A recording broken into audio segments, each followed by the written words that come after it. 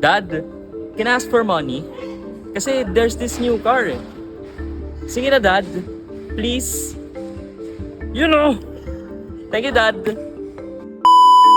Minsan ba, naiisip mo rin na sana pinanganak ka na lang bilang isang nepo baby?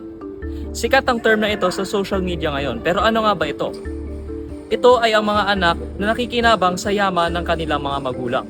Sa paglutang ng Ghost Flood Control Projects, ay lumutang rin ang isang pangalan ng isang dinastiya mula Albay, Bicol. Ang pamilyang Ko. Kilala sila bilang mga negosyante at politiko. Ngunit sino nga ba talaga sila? Let's get straight to the chase. Si Zaldi Ko ay ang kinatawan ng Ako Bicol Party List at dating may-ari ng Sunwest Group of Companies. Ang kapatid niya si Christopher Quito Ko ang nasa likod ng Highton Construction.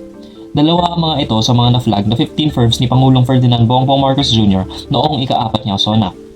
Dahil sa politikal na kapangyarihan ni Zaldi sa House Committee on Appropriations, tinatayang umabot na mahigit 81 billion pesos worth of infrastructure projects ang nakuha ng kapatid mula 2016 hanggang 2015. Sa halagang iyon, 33 billion dito ay napunta sa flood control projects na karamihan ay sa Bicol ginawa.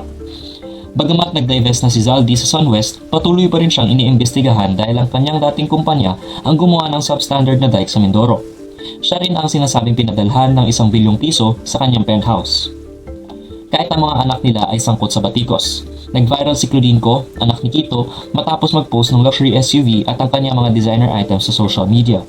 Si Ellis Ko naman, anak ni Zaldi, ay isang rapper na kinu-question ang connection niya sa mga proyektong hawak ng pamilya. Sabi nga nila, kung ang magulang mo ay pinagkakahinalaang kumita sa nakaw, ay damay ka na rin dito. This is straight to the chase, at sa susunod ay kikilalanin natin ang iba pang bida sa teleserye ng skandal na ito.